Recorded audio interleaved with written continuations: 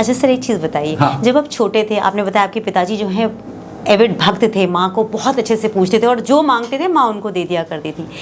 आपने उस वक्त सारे कर्मकांड आपने भी किए होंगे, आपने टीका लगाया, आपने शिखा रखी होगी, मोली बांधी होगी, इनका कोई साइंटिफिक रीजन आपको नजर आता है? नहीं, देखिए क्या होता है कि अल्टीमेटली कर्म कांड का मतलब क्या मालूम है? To create a specific vibration and intention. अच्छा। इसका जो साइंटिफिक एक्सप्लेनेशन बता रहा हूँ कि आप देखिए, अभी मान लीजिए आप जैसे ही मेरे घर में आए, मैंने आते ही आपको नमस्ते बहन जी बोला, मैंने मान लो। हाँ। तो नमस्ते तो मैंने एक कर्म कांड किया, लेकिन अंदर मैंने अपने अंदर एक विशेष क्या तरंग पैदा की कि आई सैल्यूट टू यू, मैं आपको नमन कर रहा हूँ जी। ये भाव पैदा किया ना मैंने, आई रेस्पेक्ट यू। तो कर्म कांड बहुत जरूरी होते हैं क्योंकि उसके कारण भाव पैदा होता है, समझे ना? तो अभी मान लीजिए कोई युद्ध पे जा रहा है, तो आप उसको तिलक करते हो और कहते जाओ विजयी भवा, समझे ना? तो अब खाली ऐसे जा रहा है और बोले जाओ भैया ओके टाटा विजय भवा, तो मजा नहीं आएगा। हाँ।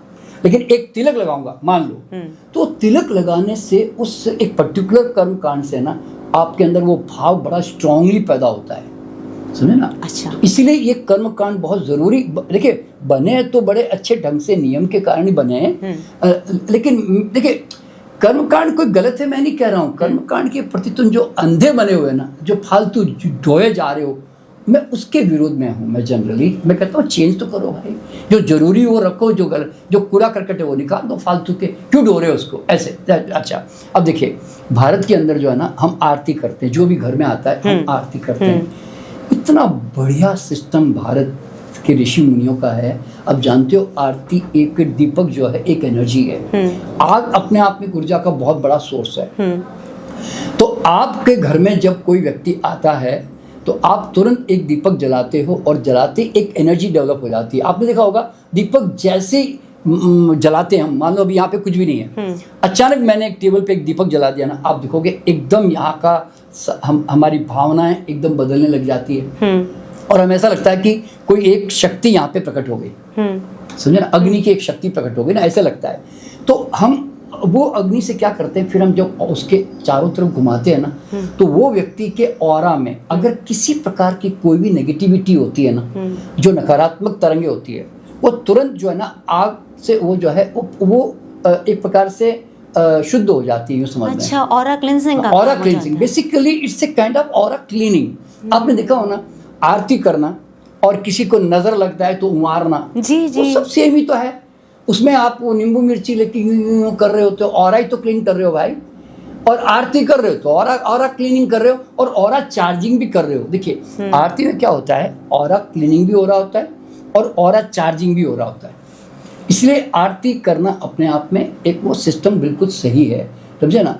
तो अब देखिए, अब सवाल पैदा क्या होता है कि लोग जनरली भगवान की आरती करते हैं। तो मैं लोगों को कहता हूँ भाई, भगवान की आरती करने से कोई फायदा थोड़ी, वो उसका ना तो ऑरा गंदा है ना कोई उसको ऑरा की प्रॉब्लम है। हाँ। ये तो ह्यूमन बीइंग की करनी है भाई। सर कहीं ना कहीं हम खुद की ही कर रहे होते हैं, हम ऐसे घुमा रहे होते हैं तो वो हमारे घूम रही होती है। पर वो ठीक है, देखिए हाँ।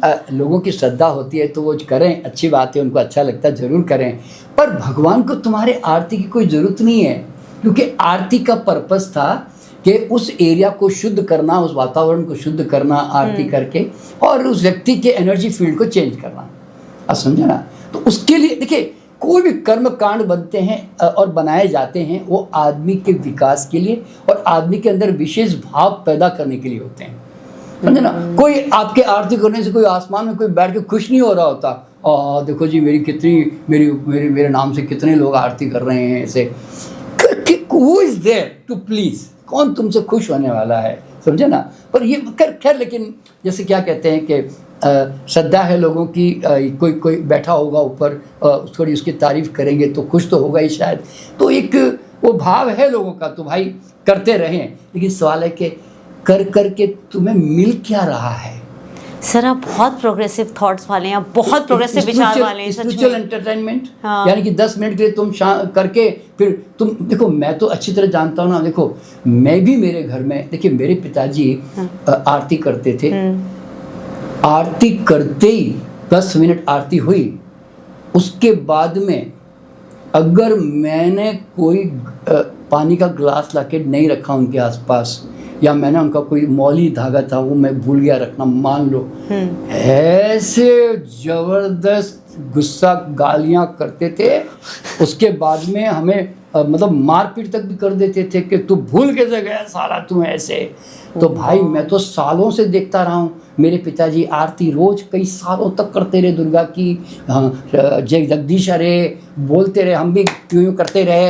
हाँ। लेकिन बाद में 10 मिनट के बाद किया, सबके सब वहीं मंदिर से बाहर आते ही लोग क्या है वही भीड़ भाड़ में। अब बाहर आके देखो मंदिर से जब लोग बाहर निकलते हैं क्या स्वभाव है उनका, क्या उनकी हैबिट्स हैं, मतलब आदमी में चेंज क्या आ रहा है। भाई तू 25 साल से आरती कर रहा है, तू 50 साल से आरती कर रहा है, पर तुझे मिल क्या रहा है? तू सोचता है कि कोई खुश हो रहा होगा आसमान में बैठ के। तो आरती एक देखिए, मैंने कहा ना, ये शुरुआती दौर पर किसी व्यक्ति को पूजा पाठ कर्म कांड में उलझना होता है ना, नर्सरी क्लास की तरह, तो जरूर उलझ, कोई दिक्कत नहीं है, उलझ। लेकिन बाद में धीरे धीरे ऊपर उठ तो सही, अपने मतलब रियलिटी की तरफ तो जा भाई।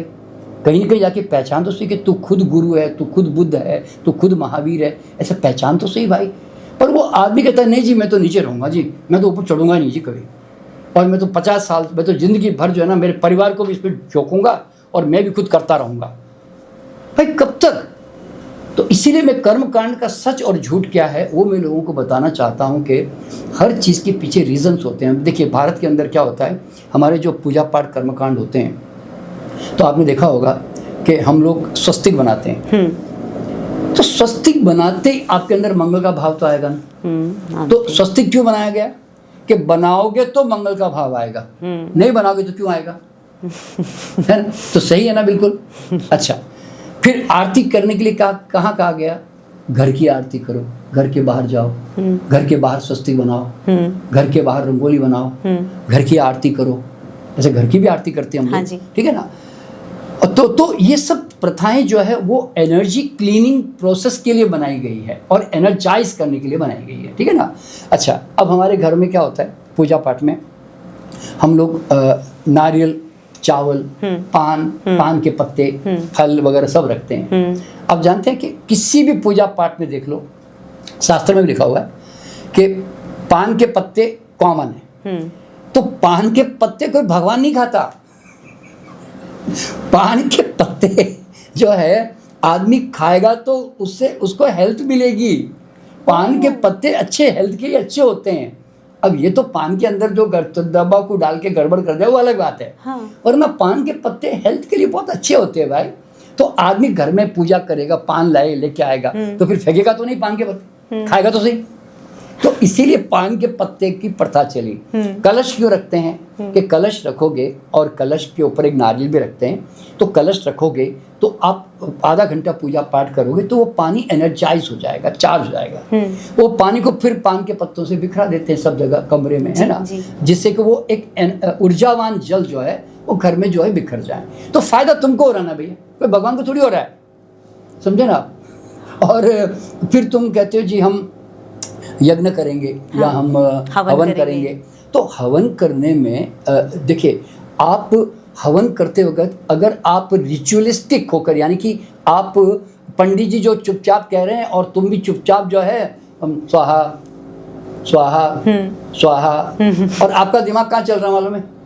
अरे वो गैस बंद कर दिया क्या वहाँ पे? अरे वो अभी तक आया नहीं क्या? तो अब हाँ स्वाहा, वो पंडित जी बोलते जा रहे हैं, हाँ, और तुम है ना, तुम्हारा दिमाग है ना ऐसे ऐसे, तुम देखना आंखें मटकती रहती तुम्हारी। हाँ। और जो ये भी होता है कि जितनी जल्दी खत्म हो तो फिर ऑफिस जाना है। फिर आप कहते हैं पंडित जी कितनी देर लगेगी पंडित जी? हाँ। आप समझे ना। तो सवाल पैदा क्या होता है, व्हाई यू आर डूइंग? अरे भाई स्वाहा यज्ञ का मतलब है कि अग्नि को है ना हमेशा गलत चीज़ों को नष्ट करने का साधन माना गया है। तो आप अपने जो भी नेगेटिविटी है उसको आप डालते हो और एक पॉजिटिव भाव क्रिएट करते हो कि मैं फलाने देवता को या फलाना ईश्वर को याद कर रहा हूँ, तो वो एक पॉजिटिव एनर्जी क्रिएट करने का साधन है, समझो, समझे ना। तो इसी तरह पे नारियल वगैरह रखते हैं। नारियल क्यों रखते हैं? कि आदमी नारियल खाएगा, क्योंकि आदमी को देखिए नारियल खिलाने के लिए हर प्रथा में नारियल ऐसे तोड़ो, उसका कारण था कि खाएगा उसके बहाने, नहीं तो खाएगा नहीं। हाँ। नारियल क्योंकि उसको श्रीफल कदरी फल कहा गया, वो धरती का सर्वश्रेष्ठ फल माना जाता है, इसीलिए उसको पूजा में रखा गया। और फिर चावल, आपने देखा होगा कोई कुमकुम लगाकर गेहूं और बाजरा नहीं लगाता, नहीं चावल ही लगाते हैं, अक्षत कहते हैं हम उसको। हाँ, तो अक्षत कहते हैं। और अक्षत का मतलब क्या? क्षत यानी कि जो भी नष्ट हो जाता है। हाँ। अक्षत का मतलब जो नष्ट नहीं होता। हाँ। तो चावल जो है वो अन्न में सर्वश्रेष्ठ अन्न है एक्चुअल में देखा जाए तो, इसीलिए उसको चावल को जो है घर में आप देखो, पूजा पाठ के बहाने आप चावल घर में लाओगे तो सही ना भाई, हाँ। नहीं तो क्यों लेकर आओगे? तो इसीलिए चावल देखिए, सामान जितने भी फल देखिए, पूरे पूजा पाठ में कहीं पर भी ऐसा नहीं लिखा कि मिष्ठान ला के रखो। ये लड्डू पेड़े तो हम ला के रखते हैं सारे। हाँ, हमारे तो पंडित जी बोलते नहीं, हैं। वो तो पंडित जी को खाना इसलिए वो मंगवाते होंगे, मान लो। देखिए मैं सच्ची बात बोलूं, देखिए मैं भी पंडित था। हाँ। तो मैं भी लोगों को क्या बोलता हूँ, मैं 1.25 किलो पेड़े, अच्छा, और हमारी पसंद की चीज बोलते थे। हाँ। 1.25 किलो कलाकंद, 1.25 किलो रबड़ी। तो ये मैं भी बोलता था, ऐसी बात नहीं है। लेकिन सवाल क्या होता है कि वो बेचारे अब अपना पेट पूजा की चिंता कर रहे होते हैं, कोई बात नहीं, ऐसे ही सही। तो अल्टीमेटली क्या होता है, भगवान ने किसी भी शास्त्र में ना मिष्ठान्न वर्ड लिखा ही नहीं है। हमारे सारे शास्त्रों में क्या लिखा मालूम है? फल और मेवे। फल और मेवे लिखा हुआ है। आप कोई भी शास्त्र उठा के देख लो, सब में फ्रूट्स और नट्स लिखे हुए हैं। तो इसीलिए फल और मेवे चढ़ाओ। अच्छा, चढ़ाओगे तो खाओगे ना। आप समझे ना? तो पूजा पाठ में ये सब देखिए नियम क्यों बनते हैं। देखिए आदमी है ना बड़ा ढीठ है, ओरिजिनल बता रहा हूँ। उसको है ना किसी न किसी कहानी, डर, उसके माध्यम से है ना उसको उसके साथ बांधना पड़ता है। तो इसलिए कर्मकांड जैसे आपने पूछा ना, तो अब कर्मकांड करेगा ही नहीं अगर भगवान को बीच में नहीं लाऊंगा, डर नहीं लाऊंगा। अगर ऐसा नहीं करेगा स्वर्ग में चला जाएगा, नरक में चला जाएगा, ये नहीं बताऊंगा तो कमबख्त आदमी करेगा ही नहीं, ऐसा बोलते हैं ना। हाँ। यानी जो सामान लेके नहीं आएगा। तो मतलब तो अल्टीमेटली ये सब चीज़ें जो भी बनती है ना, ये सब उसका पर्पज ही वही है वास्तव में, समझे ना। अच्छा, और तो अभी देखिए आज हम शादी करते हैं ना, शादी में हम अग्नि के फेरे खाते हैं जनरली भारत के अंदर ना, हम लोग हिंदू लोग जो हैं। लेकिन बाकी देखो, अगर हिंदू को छोड़ दें जो कि 14-15% पूरे वर्ल्ड में होंगे मुश्किल से, तो आप जरा सोचो बाकी जितनी दुनिया की सभ्यता है वो तो अग्नि फेरे खाती नहीं। तो फिर इनका मतलब है कि उनकी हमारी शादियाँ ही पक्की हैं, उनकी शादियाँ टूट जाती क्या? वैसे सर अभी तक तो ऐसे ही होता आया था कि हमारी शादियां पक्की रहती थी। हाँ, नहीं पक्की मतलब ये कि अग्नि के फेरे का नहीं। अच्छा, अब उसमें देखिए हिंदू धर्म में सरदार भी होते हैं। सरदार वो तो खैर गुरुद्वारे में करते हैं। गुरुद्वारे में करते हैं। हाँ। तो फिर उनकी तो शादियां तो टिकी हुई ना भाई। हाँ, उनकी भी टिकी हुई है भारत में। देखिए क्या होता है, बेसिकली गलत कुछ भी नहीं है। अग्नि को साक्षी मानते हुए देखिए क्या होता है, भारत के अंदर है ना जल, अग्नि, ये सब है ना, इनको एक प्रत्यक्ष ईश्वर का स्वरूप माना गया। हाँ, इन पंच तत्वों के भाई हम इनके सानिध्य में इनको साक्षी मानते हुए मैं इनके साथ फेरे खा रहा हूँ और कसम खा रहा हूँ कि भाई मैं इसकी शादी को निभाऊंगा, मान लो। तो वो हमारा भारत का अपना एक तरीका, अच्छा तरीका है और अच्छा भी लगता है वो करने में। लेकिन सवाल क्या होता है कि ऐसा नहीं करेंगे तो क्या फिर शादी नहीं होगी क्या? ये डर भी दिमाग से निकाल दो भाई। हाँ। वजह बता, देखिए अभी मैं एग्जांपल देना चाहता हूँ कि एक्चुअल में आज मेरी शादी, अब की शादी वर्ड में यूज़ करूँ नहीं करूँ पता नहीं, क्योंकि मेरी शादी तो हुई नहीं ना, इसलिए मैं शादी कैसे बोलूँ। आप जानते हैं हाँ। मेरी एक्चुअल में शादी नहीं हुई है। आपने कोई फेरे नहीं लिए? मैंने कोई फेरे नहीं खाए, बल्कि सिर्फ चूंकि वो एक सर्टिफिकेट चाहिए था। हाँ। तो एक फूल माला मैडम को पहनाई, एक फूल माला मेरे को पहनाई। हाँ। ना घोड़े पे बैठे, ना कोई। आपने कोर्ट मैरिज किया? ना कोई, हाँ नहीं, कोर्ट मैरिज भी नहीं, कोर्ट भी नहीं। हाँ, कोर्ट मैरिज भी नहीं भाई। एक तो हाँ, अगर लीगल करते तो कहते हाँ जी मैरिज की। हाँ। तो वो तो मैरिज शब्द भी इस्तेमाल करता ना। अरे भाई हमने तो खाली फूल माला पहनाई आर्य समाज में, और जाके वो उसको आधा घंटे में एक लड्डू का डब्बा लाया था, वो 2-4 लोग खड़े हुए थे, उनको दे दिया, भैया तुम भी खा लो, और उसके बाद सर्टिफिकेट लिया और आ गए। अब 45 साल हो गए। अब भाई तो कमिटमेंट नहीं, तो शादी एक सामाजिक कमिटमेंट है, समझो, सामाजिक एक प्रकार से बंधन है। लोगों के सामने आप लेके आए भैया लड़की को, ऐसे उठा के नहीं ले आए, यूँ समझ लो। हाँ। मैं तो उठा के लाया था। आप उठा के ले आए थे? मैं तो, पर आप कमिटेड थे। कमिटेड था मैं तो। तो मतलब नहीं, मैं यहाँ पे देखिए ऐसा नहीं कि सब लोग ऐसा करें, मैं ऐसा कोई ऐसा इंस्पायर नहीं कर रहा हूँ भाई। आपको दूल्हा बनना है, आपको सेहरा पहनना है, घोड़े पे बैठना है, जरूर बैठो।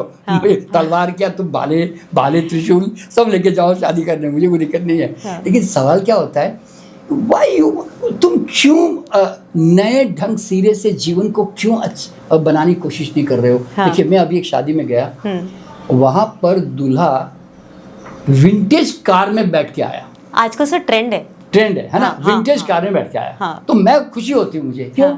घोड़े को तो छोड़ दिया बेचारे को, कम से कम घोड़े को बेरोजगार कर दिया सर। नहीं, अब देखो, अब घोड़ों को बेचारों को शहर में क्या, गांव में पालो तो वही अलग बात है। अब शहर में कहाँ बेचारों को उनको ये मिलता है। तो मतलब तो अल्टीमेटली मेरा कहने का मतलब क्या मालूम है कि जितनी भी हमारे भारत में कर्मकांड बनाए गए ना, वो अब उसमें परिवर्तन आना चाहिए। देखिए एक समय था कि जब मर जाते थे ना, तो अब क्या होता था कि अब आप देखिए, आपने देखा होगा कि शमशान घाट में जाते हैं तो फिर नहाना पड़ता है, है ना? तो वो नहाना क्यों पड़ता मालूम है? क्योंकि वहाँ की एनर्जी पूरी की पूरी डिप्लेटेड है। If you are going with a very good energy, शमशान घाट में अगर आप एक अच्छी ऊर्जा के साथ जा रहे हैं तो शमशान घाट में सारे के सारे लोग रोते धोते डिप्रेशन में, तो उनकी सारी एनर्जी लो लेवल पे होती है, लो फ्रीक्वेंसी में चल रही होती है। तो उसके कारण आप उनके बीच में जाते हो, ठीक है ना?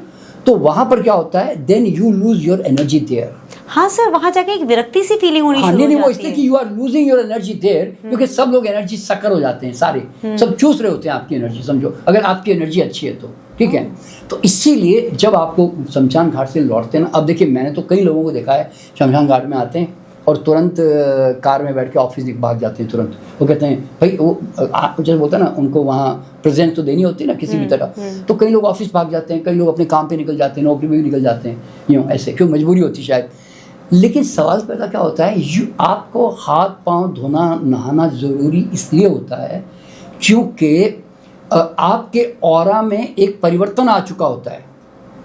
अब या तो आपको ऑरा क्लीनिंग अपनी करने की तकनीक जो मैं रेखी सिखाता हूँ वो आनी चाहिए, ताकि आप ऑरा क्लीन कर दो, क्योंकि प्रॉब्लम तो ऑरा में आती है। तो ऑरा क्लीन कर दो, फिर जाओ वहाँ पे अपने ऑफिस जाओ, मान लो फिर आप नए भी नहाए तो आप एनर्जी लेवल पर आपने नहा लिया, क्योंकि आपने वो क्लीनिंग कर दी, मान लो। तो वो तकनीक सबको तो पता भी नहीं है, तो इसीलिए फिर नहाने से क्या होता है, एकदम एनर्जी चेंज हो जाती है बॉडी की, समझे आप? इस तरह से तो और तो मेरा मानना क्या है कि अगर कोई आदमी शमशान घाट से सीधा मंदिर चला जाए जहाँ एनर्जी थोड़ी उससे 1000 गुना बेटर है, तो वहाँ एनर्जी चेंज हो जाती है, क्योंकि वहाँ पे जाते ही यू गेट चार्ज्ड, समझे आप? तो इस तरह से तो होता क्या है कि तो ये सब पर्पस, देखिए मंदिर हमारे यहाँ पे क्यों बनाए गए? मंदिर थे उपासना, प्रार्थना, ध्यान, एकांत, उस पर्पस के लिए मंदिर का महत्व था। तो उसके लिए आप, वो एक ही ऐसी जगह है जहाँ आप जाके कोई आपको डिस्टर्ब नहीं करेगा, आप वहाँ जाके आराम से ईश्वर के साथ बोलते हैं ना, आप एक हो सकते हो, या आप थोड़ी देर के लिए आनंद ले सकते हो वहाँ पे। लेकिन अब कौन से मंदिर की बात करते हैं भाई? अब तो भीड़ धक्का मुक्की, अब तो वहाँ तो जाके किसी तरह दर्शन एक 10 सेकंड भी हो गए, एक क्षण भी हो गए, तो तुम्हें लगता है मेरा काम हो गया। तो भाई वहाँ तो एनर्जी नहीं है। जितने मंदिर में धक्का मुक्की लाइनें लगती है ना, वहाँ पे कभी भी कोई ऊर्जा नहीं होती। सिर्फ जहाँ पूजा पाठ होती है वहाँ पे होती होंगी, क्योंकि वो वहाँ पे आरती करते हैं, मान लो दीपक जलाते, जो भी करते हैं। पर एक्चुअल में मंदिर में क्या मालूम है, अगर आप ध्यान से देखोगे ना, तो तनाव की ऊर्जा होती है, स्ट्रेस की ऊर्जा होती है। आपने कभी देखा होगा कोई आदमी आगे बढ़ नहीं रहा है तो आप कैसे चिढ़ के बोलते हैं, भाई साहब बढ़ो ना, अरे आप बीच में क्यों आ गए भाई साहब? अरे अरे अरे अभी 4 घंटे लगेंगे, माय गॉड इतनी लंबी लाइन, हो अब क्या होगा? तो आप अगर ध्यान से देखोगे तो वहाँ पर कोई बड़ा नाच रहा कूद रहा होता है क्या जब मंदिर में गया हुआ होता है? तो वो तो इस बात की चिंता में रहता है कि कितने जल्दी दर्शन हो जाए यार मेरे किसी भी तरह, समझे ना? तो मतलब कहाँ है वहाँ? देखिए ना, मंदिर क्यों जाते हैं? आनंद मिले, शांति मिले, एकांत मिले, ध्यान के लिए एक थोड़ा सा वातावरण मिले, पर कहाँ मिलता है? नहीं मिलता ना। तो इसलिए मैं तो आज के मंदिर को तो मंदिर में मानता ही नहीं, क्योंकि उपासना के स्थल कम रह गए और भीड़ भीड़ धक्का मुक्की और तनाव के साधन ज़्यादा बन गया है आजकल। सर आपसे बात कर रही हूँ ना, तो मैं एक्चुअली इन चीज़ों को विजुअलाइज करके देख रही हूँ कि सच बोल रहे हैं आप। एक एक पॉइंट जो आपने कही बहुत वैलिड पॉइंट कही। बस दिक्कत ये है सर कि इन सारी चीज़ों को बदलाव करना और उसको उसकी अलग जगाने वाला कोई है नहीं। 100 में से मिलियन में से एक व्यक्ति आज आप हैं जो आप लोगों को कह रहे हैं कि बदलाव है, ये चीज़ें दकियानुसी है, इसको चेंज करो, ओवरकम करो। नहीं, अच्छा मैं एक बात क्या कहना चाहता हूँ, हाँ, तुम यार ये वही मंदिर क्यों जाते हो? जैसे अभी बालाजी के जाने में बड़ा टाइम लगता है, हमारे झंडे वाली उसके जाने में टाइम लगता है, ऐसे कई मंदिर है जहाँ बहुत टाइम लगता है। हाँ। तुम्हें ये दिमाग में भितुर क्यों है भाई कि वही मंदिर में जाएंगे तो देवी माँ मेरी बात मानेगी और वो दूसरे मंदिर में जाएंगे तो बात नहीं मानेगी? सर वहाँ उन्हें एडवर्टाइज ऐसे किया जाता नहीं है। नहीं, देखिए मेरे कॉलोनी में भी एक बहुत सुंदर दुर्गा का मंदिर है, ठीक है ना, इतना सुंदर इतना बढ़िया लगता है कि वहाँ जाके बैठते ही आनंद आने लगता है, समझो। वहाँ पे आरती भी हो रही तो कोई आदमी नहीं मिलता वहाँ। तो मेरा कहना मतलब क्या मालूम है, तुम्हारे घर के पास ही अगर कोई मंदिर है तो भैया देखो, तुम्हारे अंदर तो आदमी के अंदर तो सबसे बड़ी ताकत क्या मालूम है? हाँ। तुम तो जिसमें चाहे भगवान पैदा कर लो, श्रद्धा से तो काम करना है ना। तो तुम तो जो मंदिर में जा रहे हो, तुम्हारे घर के आसपास में छोटा मंदिर भी है, बड़ा मंदिर जो भी है, तो वहाँ जाके बैठ के उसके अंदर अपने भगवान को क्रिएट कर लो ना भाई, श्रद्धा पैदा कर लो ना, हो जाएंगे तुम्हारे भगवान पैदा।